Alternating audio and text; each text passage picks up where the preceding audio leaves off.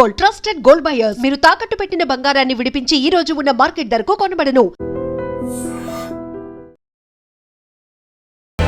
YouTuber Vaishnavi హత్య నిజంగా మాదాపూర్ గ్రామంలో తీవ్ర విషాదం నెలకొంది. వైష్ణవి ఇంటి దగ్గర ప్రస్తుతం ఉన్నాం. ఆ రోజు చాలా బాగా కనిపించారు ఇద్దరు. కానీ ఆ దుర్మార్గుడు ఇంత దారుణంగా ఒక రాక్షసులాగా బిహేవ్ చేసి మా అమ్మాయిని చంపేశాడని చెప్పి ఇక్కడ ఉన్నటువంటి తల్లిదండ్రులు, అన్నలు, బంధువులు అందరూ కూడా చెప్తున్నారు. ఒకసారి ఇంటి లోపలికి వెళదాం. అక్కడ ఒక్కసారి క్లియర్గా మీకు ఒక్కసారి మళ్ళీ వివరించే ప్రయత్నం చేస్తాను చూడండి. ఇది వైష్ణవి, అలాగే వైష్ణవి భర్త హరిబాబు ఈ ఇంట్లోనే ఉన్నారు. ఇక్కడ మీరు చూడొచ్చు, ఈ రూమ్లో ఉన్నారు. ఆ వైష్ణవిని హత్య చేసే సమయంలో వాళ్ళు ఇక్కడే పడుకొని ఉన్నారు. అయితే ఇటు పక్కన ఇక్కడ రైట్ సైడ్లో ఇటువైపు ఈ ఇంట్లో తల్లిదండ్రులు ఉన్నారు. వైష్ణవి అమ్మా నాన్న ఇందులో పడుకొని ఉన్నారు. ఆ రోజు రాత్రి వైష్ణవి భర్త హరిబాబు ఇక్కడ ఈ రూమ్లో ఉన్నాడు. ఆ రూమ్లోకే నేను వస్తున్నాను. ఆ రోజు ఉదయం సరిగ్గా 4 గంటలు అవుతుందండి. 4 గంటల సమయంలో ఒక అలికిడి జరిగినట్టుగా వాళ్ళ అమ్మ కూడా చెప్పింది. అలికిడి జరిగింది. ఆ సమయంలో వచ్చి డోర్ బదులు కొట్టి చూస్తే వాస్తవం మాకు తెలుసుండేది. కానీ మమ్మల్ని మైమరిపించే విధంగా ఏం జరగట్లేదు అన్నట్టుగా వీళ్ళేదో సరదాగా మాట్లాడుకుంటున్నట్టుగా యాక్టింగ్ చేసి, ఇక్కడ ఏమీ కానట్టుగా యాక్టింగ్ చేసి అతను మమ్మల్ని అందరినీ కూడా తప్పుదారి పట్టించాడు. ఆ తర్వాత ఇక్కడే ఈ వైష్ణవిని చంపేసి ఇక్కడ 2 మంచాలు ఉన్నాయి. ఆ 2 మంచాలకేసి తల బాగా కొట్టేసి ఆ తర్వాత ఒక కత్తి తీసుకొని ఆమె చేతుల మీద నుదుటి భాగంలో కత్తిపోట్లు బాగా కత్తితో పొడిచి చంపేశాడు. తర్వాత ఇక్కడ మంచం ఉంటే ఆ మంచం కింద కూడా ఆ వైష్ణవి మృతదేహాన్ని ఆ మంచం కింద పడేసి ఏమీ ఎరగనట్టుగా వెళ్ళిపోయాడు. ఇక్కడ పోలీసులు వచ్చారు. ఈ ఘటన జరిగిన తర్వాత పోలీసులు వచ్చి ఇక్కడ చూసారా, ఇక్కడ మొత్తం తవ్వి తీశారన్నమాట. ఎందుకంటే మొత్తం బ్లడ్ ఇక్కడ నుంచి మొత్తం బ్లడ్ పారుతా ఉంది. ఈ అరుగుకి మొత్తం కూడా బ్లడ్ అంటుకుని ఉంది. దీన్ని ల్యాబ్ టెస్ట్ కోసం పోలీసులు కూడా విచారణలో భాగంగా తీసుకెళ్ళినటువంటి పరిస్థితి ఉంది. ఆ తర్వాత చంపేసిన తర్వాత ఉదయం 6 గంటలకి మెల్లగా బయటకు వచ్చాడు. ఏమి ఎరగనట్టుగా బయటకు వచ్చాడు. తర్వాత డోర్ కూడా వేసేసాడు. డోర్ వేసి ఇక్కడ కటన్ ఉంది కదా, ఈ కటన్ కూడా లాగేసి ఏమీ తెలియనట్టుగా ఇక్కడికి వచ్చి బ్రష్ చేసుకుని, నేను అసలు నాకు ఏ పాపం తెలియదు అన్నట్టుగా వచ్చి ఇక్కడే బ్రష్ చేసుకుని ఇటు రోడ్డు మీద ఎవరున్నారో చూసుకుని, ఎవరన్నా మనుషులు ఉన్నారా లేదా, ఎందుకంటే అతనికి రక్తపు మరకలు అయిపోయినాయి. ఎందుకంటే వైష్ణవిని చంపిన తర్వాత అతని షర్ట్ మొత్తం కూడా రక్తమైంది. ఆ షర్ట్ విప్పేసి వేరొక షర్ట్ వేసుకుని ఏమీ ఎరగనట్టుగా ఇక్కడే బ్రష్ చేసుకుంటే వాళ్ళందరూ అనుకుంటారు కదా, రోజులాగే లేచి బ్రష్ చేసుకుని ఏదో పని మీద వెళ్తున్నాళ్ళే అని చెప్పి వీళ్ళు అనుకుంటున్నారు.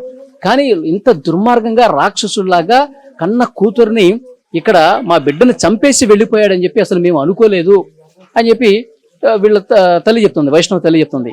వీడు వెళ్ళిపోయిన తర్వాత అక్కడ బైక్ తీసుకుని ఇక్కడ బ్రష్ చేసుకుని బైక్ తీసుకుని ఫాస్ట్గా వెళ్ళిపోయాడు. తర్వాత ఇతను వెళ్ళిపోయిన తర్వాత అరగంట అవుతుంది, గంట అవుతుంది, గంటన్నర అవుతుంది. ఏంటి అమ్మాయి ఇంకా లేవలేదు, 4 నెలల గర్భం ఉంది. తర్వాత ఉదయాన్నే ప్రతిరోజు పిలిచేది, అమ్మని పిలిచేది, ఏదైనా తీసుకురమ్మని చెప్పి అడిగేది. ఏదైనా వామిటింగ్ వస్తుంటే బయటకు వచ్చి వామిట్ చేసుకునేది. కానీ అసలు ఏమాత్రం అలికిడలేదు ఏంటని చెప్పి డోర్ తీసి చూశారు. డోర్ తీసి చూస్తే రక్తపు మడుగులో పడిపోయింది. ఒక్కసారిగా షాక్ అయిపోయారు. కత్తిపోట్లు ఉన్నాయి. అక్కడ మంచానికి కూడా రక్తం అంటుకున్నటువంటి పరిస్థితి ఉంది. ఒకసారి ఇక్కడ దృశ్యాలు చూడండి. ఇక్కడ మంచానికి కూడా రక్తం ఏ విధంగా అంటుకున్నదో చూడండి. ఇదే ఒక సజీవ సాక్ష్యంగా మీకు చాలా స్పష్టంగా కనిపిస్తుంది. మంచం కోళ్ళకి ఇక్కడంతా కూడా వైష్ణవి బ్లడ్ మరకలు అనేవి ఇక్కడ చాలా స్పష్టంగా, అంటే కత్తితో పొడిచిన తర్వాత నుదుటి మీద, చేతుల మీద, గొంతు పీసికి చంపిన తర్వాత ఆ రక్తం అంటుకుంది. మంచం కింద పడేశాడు. మొత్తం బ్లడ్ కూడా కారి మంచానికి ఏ విధంగా అంటుకుందో ఇక్కడ చాలా క్లియర్గా ఈ దృశ్యం కూడా మనకు కనిపిస్తోంది. నిజంగా తల్లిదండ్రులు చాలా బాధతో మాట్లాడుతున్నారు, ఆవేదనతో మాట్లాడుతున్నారు. వాడు అసలు ఏమీ తెలియనట్టుగా మా అమ్మాయిని చంపేసి వెళ్ళిపోయాడు, వాడికి ఉరిశిక్ష వేయాల్సిందే, వాడిని చంపాల్సిందే అంటూ రోడ్ల మీదకి వచ్చి ఆందోళన చేశారు. కొద్దిసేపటి క్రితమే ఉగాది పండుగ రోజు ఆ వైష్ణవి బతుకుంటే గనక మా ఇంట్లో ఒక పండగ వాతావరణం కనిపించేది. ఇంటిల్లిపాదు నవ్వుకుంటూ ఆమె వీడియోలు చేసుకుంటూ చాలా సంతోషంగా గడిపి ఉండేవాళ్ళం. కానీ అసలు పండగ లేకుండా పోయింది. మా అమ్మాయి లేకపోవడంతో ఇక్కడ ఉన్నటువంటి ప్రతి ఒక్కరు కూడా కన్నీళ్లు పెట్టుకుంటున్నారు. పోలీసులతో వాగ్వాదానికి దిగారు. కోరుట్ల పట్టణంలో మెయిన్ సెంటర్లో అంబేద్కర్ చౌరస్తా దగ్గర ఆందోళన చేశారు. మా అమ్మాయికి న్యాయం జరగాలంటే వాడిని కఠినంగా శిక్షించాలి, వాడిని చంపేయాల్సిందే, వాడిని మాకు అప్పగించండి అంటూ ఆందోళన చేసినటువంటి పరిస్థితి కూడా మీరు స్క్రీన్ మీద దృశ్యాల్లో కూడా చూడొచ్చు. ఇక్కడ చూడండి, ఆ తల్లి ఎంత బాధపడుతుందో చూడండి, కన్నీళ్లు పెట్టుకుంటుంది. ఈ ఘటన జరిగిన తర్వాత నుంచి కూడా అసలు ఆమె అసలు పచ్చి మంచినీళ్ళు కూడా ముట్టుకోవట్లేదు. ఏడ్చి గుండె కూడా బరువెక్కిపోయినటువంటి పరిస్థితి ఉంది. అసలు కళ్ళలోంచి నీళ్లు రావట్లేదు, కన్నీళ్ళన్నీ కూడా ఇంకిపోయాయి అన్నట్టుగా. ఎందుకంటే ఏడ్చి ఏడ్చి అలాంటి సిచ్యువేషన్ ఉంది. అన్నలు కూడా ఎంతో మంది, మొత్తం 13 మందికి పైగా అన్నలు ఉన్నారు. ఒకే ఒక్క బంగారు తల్లి. ఈ బంగారు తల్లి జీవితం చాలా సంతోషంగా ఉంటుందని చెప్పి మేము భావించాం, కానీ ఈ విధంగా అవుతుందని చెప్పి అసలు అనుకోలేదంటూ చాలా బాధకి గురవుతా ఉన్నారు. ఒక్కసారి అమ్మతో మనం మాట్లాడే ప్రయత్నం చేద్దాం. అమ్మా, ఇంతకీ మీరు పోలీసులతో 2 సార్లు కలిశారు, మాట్లాడారు, ఏమంటారమ్మా? వాళ్ళు మేము చూసుకుంటామంటారు. ఏం చూసుకుంటారు? చంపేస్తే చూసుకున్నట్టు చంపేయాలని అంతే. నలుగురు కాల్చేయాలి, లేకపోతే ఉరి శిక్ష వేయాల. చూసుకుంటామంటే పెట్టేది లేదు. ఎన్ని సంవత్సరాలు కానీ మొత్తం ఆన్నే పోలీస్ స్టేషన్ లేకుండానే ఎత్తాయి. కానీ అంటే నేను వాళ్ళ మీద కోపం కాదు, చట్టం కరెక్ట్ నేర్చుకోవాలా. ఎందుకంటే ఒక పిల్లని చంపిర్రా, పోయాలి వాళ్ళు పిల్లలను చంపి పోలీస్ స్టేషన్లో కలిసిరా, వాళ్ళని బరాబరి చంపాలా. నువ్వు వాళ్ళకు న్యాయం జరిగి చూడేంది, నేను పోలీస్ స్టేషన్ లేచిన అనుడేంది, వాళ్ళని మంచి కాపాడుడేంది, నా బిడ్డ చచ్చిపోయిన బిడ్డను పట్టించుకోపోవడం ఏంది, నాకు ఇది ఒకటే నచ్చలేదు. నా బిడ్డని చంపిన అసలు చాలా మంది చెప్తా ఉన్నారు, అమ్మాయికి అసలు పెళ్లి ఇష్టం లేదు, వీడిని వేసుకోవటం అసలు ఇష్టం లేదు. సరే వాడేదో మందు దాగి నువ్వంటే మంచిగా చూసుకుంటానని చెప్పి అంటేనే అప్పుడు మీరు బలవంతంగా చేశారంట కదా? బలవంతంగా అంటే నేనేమని చెప్పిన సిట్టి, నల్లని దగ్గర ఏం లేదు, తెల్లని దగ్గర ఏం లేదు, గుణం మంచిగా ఉండాలమ్మా. నువ్వు 100 ఏళ్ళు బతిక గుణం కావాలి నాకు. ఇప్పుడు తెలుతున్నాయి నాకు, అప్పుడేం తెలుసు. నా తల్లి నువ్వు గిట్లా చేసుకోవే, నీ మొగనికి ఇంత మంచిగా చూసుకోమంటే పూలే పెట్టి చదువుకున్నది. పూలు అంటే మొగడు ఒక లేవు, వాడు లేకపోతే ఒక శనం ఆగలేదు. ఇది అటుపోకు ఇటుపోకు అని అన్నం వేసుకొచ్చి చూడు, దాన్ని ఆని చిన్న మంచిగా చదువుకోలేదు. ఆ చుట్టూ దాన్ని ఎట్లా ఏం పంపుద్ది అయింది, ఎట్లా ఏం పంపుద్ది అయింది అయ్యా చెప్పు. ఇప్పుడు ఏమన్నా ఉంటే వెళ్ళిపో, నా బిడ్డకు మగవాళ్ళు లేకుండా సరే. నువ్వు ఎవరైనా నేను ఎత్తుకొని పోతే నా బిడ్డ నాకు మిగిలిపోవు కదా. గొడవలు జరుగుతున్నాయంట కదా కొన్ని రోజుల నుంచి. ఎట్లా జరుగుతున్నాయి గొడవలు? పిల్లమల గొడవలు ఏం లేవు. తల్లి దాని కొడుకులు 3 కలిసి దాన్ని చంపుతావా చంపవా? నీకు ఇవ్వదాకా చెప్పిందా? మొత్తం అంటే సర్కారు దవాఖానలో మొత్తం వెళ్తుంది, గవర్నమెంట్ దవాఖాన. అది నీ బిడ్డను చంపుతాను రెడీ మీద ఉన్నారు, మేము చెప్పొద్దని సపోర్ట్ అంటున్నాం. దానికి పిల్లని ఎట్లా ఇచ్చారని మమ్మల్ని తిట్టిన వాళ్ళు లేరు. ఇప్పుడు ఫోన్ లో ఒక ఆడియో బయటకు వచ్చింది, ఏదో ఉంగరం గురించి కొట్లాడుతున్నారు. ఉంగరం ఎట్లా?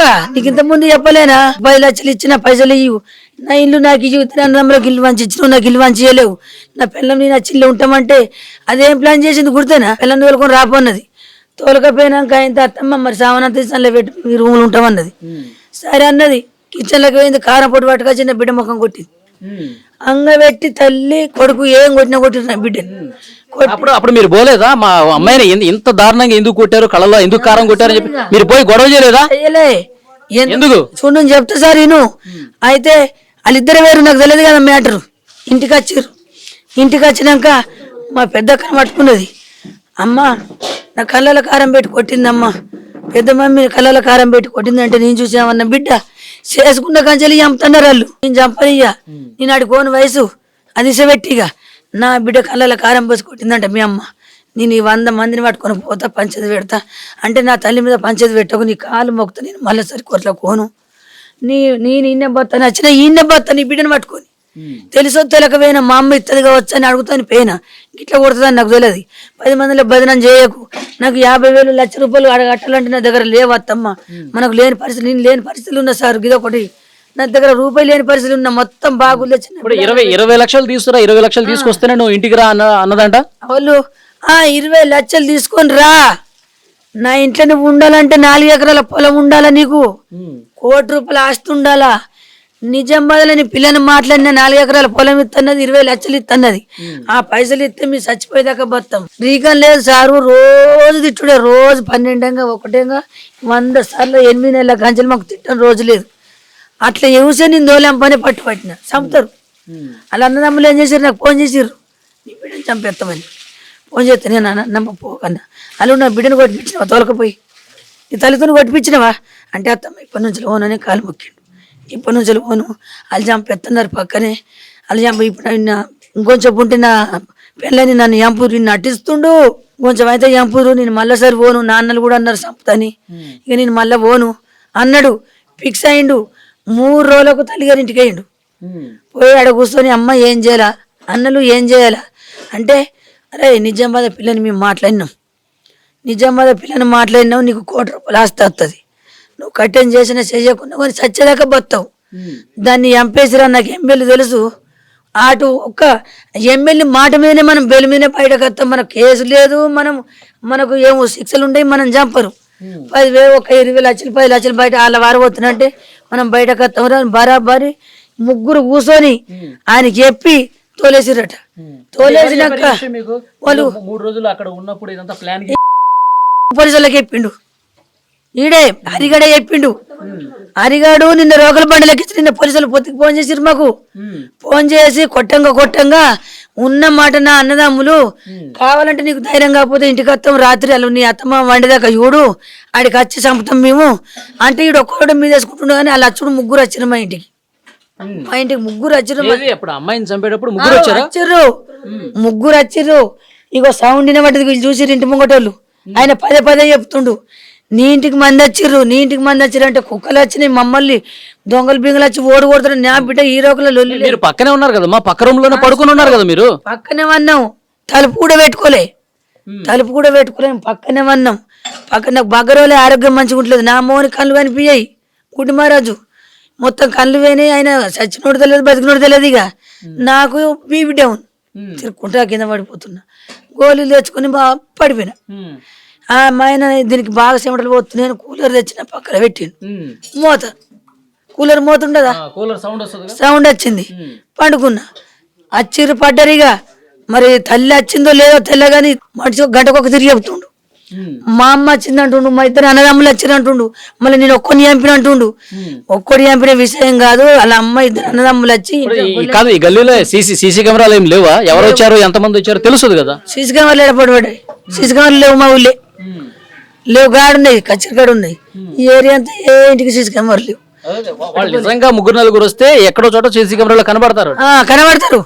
మీ చెగబి ఎత్తున్నాం కానీ కట్టుండే సీసీ కెమెరాలు ఈ మూలకు దిక్కులేదు. చూస్తారు పోలీసులు, మొత్తం చూస్తారండి. చూడాలి వాళ్ళు ఎన్నికూరి ఎత్తన్నారు.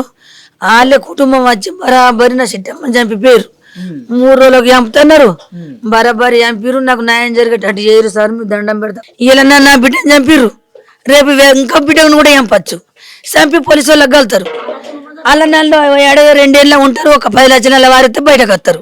దానికి న్యాయం ఎట్లా? మళ్ళీ వేరే వాళ్ళని చంపుకుంటూ పోతారు. మళ్ళీ 4 రోజులు ఉంటారు, ₹1,00,000 వారుతారు, మళ్ళీ బయటకు వస్తారు. ఇట్లా బుద్ధి చెప్పకపోతే అందరికి ఎట్లా తెలియాలా? ఈ న్యాయం ఏదైనా నడుతుందా? ఒక అమ్మాయిని చంపిందంటే ఆన్ని నడి రోడ్డు మీద, లేకపోతే వెంటనే ఉరి శిక్ష అయ్యాలా. మీ కోపానికి, మీ ఆవేదనకి, మీ బాధకి అర్థం ఉంది. సో అది తల్లి ఆవేదన చూడండి ఎంత బాధపడుతుందో. ఈ ఘటన జరిగిన తర్వాత కూడా ఏడుస్తూనే ఉంది. మా అమ్మాయికి న్యాయం జరగాలి. ఒక ప్లాన్ ప్రకారం వాడు హరిబాబు, వాళ్ళ తల్లి, అన్నలు అందరూ కూడా కలిసి ఇంటికి వచ్చి చాలా దారుణంగా మా అమ్మాయిని చంపేశారని చెప్పి బాధపడతా ఉంది ఆ తల్లి. పోలీసులు ఎట్టి పరిస్థితుల్లో న్యాయం చేయాలి, న్యాయం చేయకపోతే మళ్ళీ మేము రోడ్డు ఎక్కుతామని చెప్పి చాలా ఆవేదనతో వాళ్ళు మాట్లాడుతున్న పరిస్థితి. ఇది వైష్ణవి ఇంటి దగ్గర ఉన్నటువంటి situation. And for more videos, please subscribe to iDream. Please subscribe to iDream. Please subscribe iDream. And please subscribe to iDream. For more videos, subscribe to iDream. please like, share and subscribe to the channel. Congratulations, iDream. Subscribe to iDream. Subscribe to iDream. So subscribe to iDream Media.